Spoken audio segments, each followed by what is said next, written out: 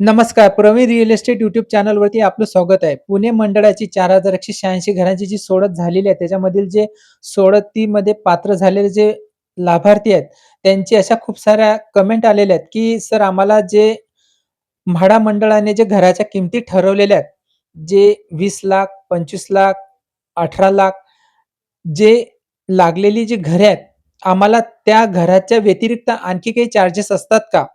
असतात तर ते किती असणार आहेत? कोणत्या प्रकारचे असणार आहेत? जे पुणे मंडळाची जी 15% सर्वसमावेशक योजना, 20% सर्वसमावेशक योजना, पिंपरी चिंचवडमधील सुद्धा या घरांचा समावेश करण्यात आलेला होता आणि पी-एम-आर-डी-एच्या हद्दीतील सुद्धा इथे घरे उपलब्ध करून देण्यात आलेली होती.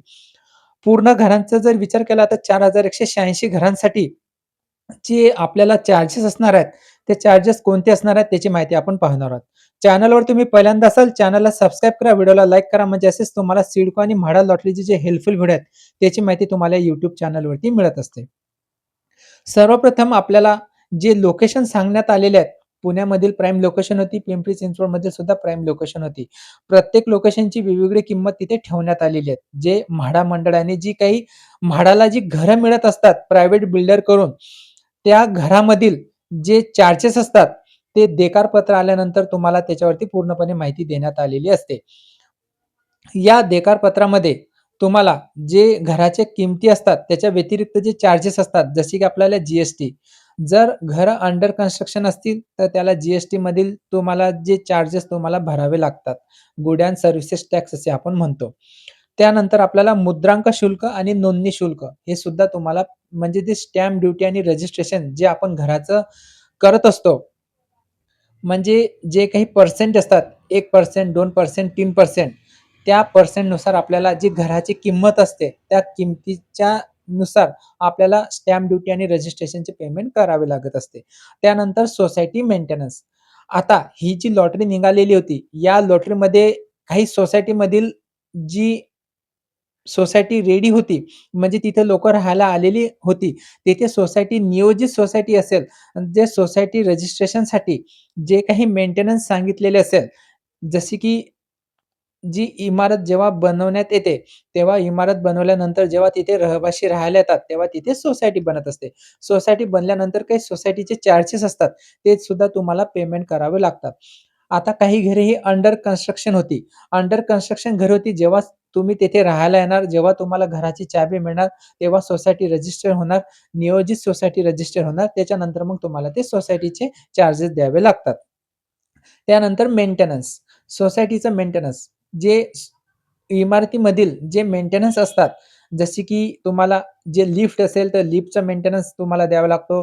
जर इमारतीमध्ये झाडू पोछा करणारे असणार, तर ते तुम्हाला द्यावे लागतात. जर तुम्हाला गार्डन असेल त्या सोसायटीमध्ये मेंटेनन्स असेल, सिक्युरिटी गार्ड असेल, तर ते तुम्हाला सोसायटीच्या मेंटेनन्समध्ये तुम्हाला ते ॲड केल्या जातात. ते सुद्धा तुम्हाला सोसायटीचं मेंटेनन्स म्हणून तुम्हाला ते पेमेंट करावं लागत असते.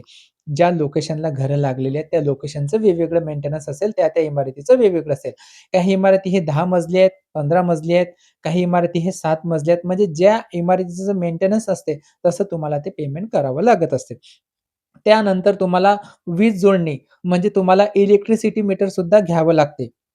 त्याचे सुद्धा तुम्हाला वेगळे चार्ज भरावे लागतात. त्यानंतर पाणी जोडणी म्हणजे जी नळ जोडणी असतात, जे नळाचं कनेक्शन असते, ते सुद्धा तुम्हाला त्याचे चार्जेस भरावे लागतात.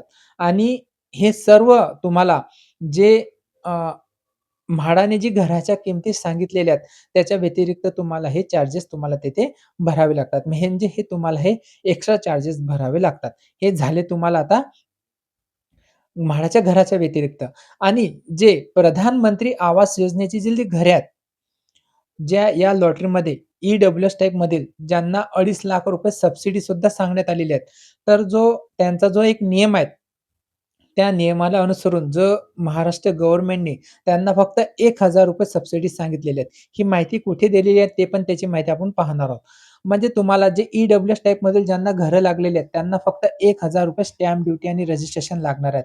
असे त्यांनी त्या म्हाडाच्या याच्यामध्ये जे परिपत्रक आलेले आहेत, त्या परिपत्रकामध्ये सांगण्यात आलेले आहे. त्यानंतर तुम्हाला जर इमारतीमध्ये या व्यतिरिक्त जर काही चार्जेस लागत असतील, जर तुम्हाला मागत असतील विकासक, जसे की infrastructure charges, amenity charges, development charges, legal charges अशी अतिरिक्त शुल्काची मागणी हे तुम्हाला ज्या बिल्डरच्या अंडरमध्ये तुम्हाला घरं लागलेली आहेत, ते तुम्हाला मागणी करू शकत नाही. म्हणजे तुम्हाला ह्या कोणत्याही प्रकारच्या ज्या बिल्डिंगमध्ये घरं लागलेली आहेत, ते तुम्हाला हे चार्जेस तुम्हाला तिथे ते विकासक तुम्हाला मागू शकत नाही. त्यानंतर अशी अतिरिक्त जे शुल्क असतात, ते सुद्धा तुम्हाला विकासक मागू शकत नाही. हे त्यांच्या पी-डी-एफमध्ये आलेले आहेत. हे पण तुम्ही समजून घ्या. त्यानंतर तुम्हाला पार्किंग असते. आता जेवढ्या इमारती बनलेल्या आहेत, इमारतीमध्ये जेवढे फ्लोर बनलेले आहेत, त्या फ्लोर वाईज प्रत्येकाला एक पार्किंग असते. म्हाडाला जी घरं मिळालेली आहेत, त्या म्हाडाच्या घरांना सुद्धा विकासकाने पार्किंग उपलब्ध करून दिलेली आहे. तो जो नियम आहे त्यांचा यू-डी-सी-पी-आर 2020 जो पार्किंग नियमावली ठरवलेल्या आहेत म्हाडाने, त्याच्यामध्ये तुम्हाला पार्किंगसुद्धा उपलब्ध होणार आहे. त्याच्यासाठी सुद्धा तुम्हाला अतिरिक्त चार्जेस द्यावे लागतील नाही, असं सुद्धा त्या परिपत्रकामध्ये सांगण्यात आलेलं आहे. आता पार्किंग कसे असतात बघा, पार्किंगचे त्यांनी प्रकार सांगितलेले आहेत. कव्हर पार्किंग, स्ट्रीट पार्किंग आणि मशीन पार्किंग. म्हणजे अशा जे पार्किंग असतात, ह्या पार्किंगला तुम्ही म्हणजे विकासक तुम्हाला हे जे पार्किंग घ्या, असे सुद्धा म्हणू शकत नाही. म्हणजे तुमच्यावरती कोणत्याही प्रकारचा दबाव पाडू नये, असं म्हाडाने सुद्धा त्या नियमावलीमध्ये सांगण्यात आलेले आहेत. म्हणजे जेव्हा तुम्हाला आता हे जे घरं लागलेली आहेत म्हणजे जो ड्रॉ झालेले आहेत, त्या ड्रॉच्या नंतर तुम्हाला जे देकारपत्र येणार आहेत, त्या देकारपत्रामध्ये हे सर्व माहिती तुम्हाला तिथे देण्यात आलेली असते. त्याच्यानंतर मग तुम्हाला जे पेमेंट कसं करायचं हे त्याच्यामध्ये सांगण्यात आलेलं असते आणि तुम्हाला जे काही तुम्हाला जर काही प्रश्न निर्माण झालेले असतील या म्हाडाच्या लॉटरीमध्ये, जसे की होम लोन कसं करतात, त्यानंतर तुम्हाला होम लोनसाठी कुठे अर्ज करावा लागतो, त्यानंतर या घराचे पैसे कसे भरायचे, म्हणजे तुम्हाला घर लागल्यानंतर 25% तुम्हाला जी रक्कम भरावी लागते, त्यानंतर 75% रक्कम भरावी लागते. म्हणजे अशी टोटल तुम्हाला जी घराची रक्कम कशी भरावी लागतात, त्याचा आपण स्पेशल एक व्हिडिओ बनवलेला आहे, जो आपल्या YouTube चॅनलची जी लिंक आहे, जे डिस्क्रिप्शन बॉक्स आहेत, तेथे मी तो व्हिडिओ तेथे एंटर केलेल्या आहेत. म्हणजे त्या डिस्क्रिप्शन बॉक्समध्ये जाऊन तुम्ही तो व्हिडिओ पूर्ण बघा. म्हणजे जेणेकरून तुम्हाला पेमेंट शेड्यूल कसं असणार आहे, तुम्हाला पेमेंट कसं करायचे आहेत, होम लोन कसं करायचं आहे, त्याच्यासाठी अर्ज कुठे करायचा, ही सर्व माहिती मी त्या डिटेल्स व्हिडिओमध्ये पूर्ण केलेली आहे. तर असे हे तुम्हाला जे चार्जेस असतात, म्हाडाचं घर लागल्यानंतर अतिरिक्त चार्जेस असे आपण म्हणतो, ते तुम्हाला पेमेंट करावे लागत असतात आणि तुम्हाला जे घराच्या किमती ते ठरवलेल्या आहेत म्हाडाने. त्या म्हाडाच्या घराच्या किमतीनुसार तुम्हाला ते चार्जेस तुम्हाला जसे की 1%, 2%, 3%. जर तुम्हाला ₹20,00,000 घराची किंमत असेल, तर 3% म्हणजे तुम्हाला ₹60,000 स्टॅम्प ड्युटी आणि रजिस्ट्रेशन. 1% असेल तर ₹20,000 म्हणजे त्या पर्सेंटनुसार तुम्हाला ते स्टॅम्प ड्युटी आणि रजिस्ट्रेशनचे चार्जेस असतात. तर असा हा अतिरिक्त जे चार्जेस असतात म्हाडाच्या घराला त्याची माहिती आपण बघितलेली आहे.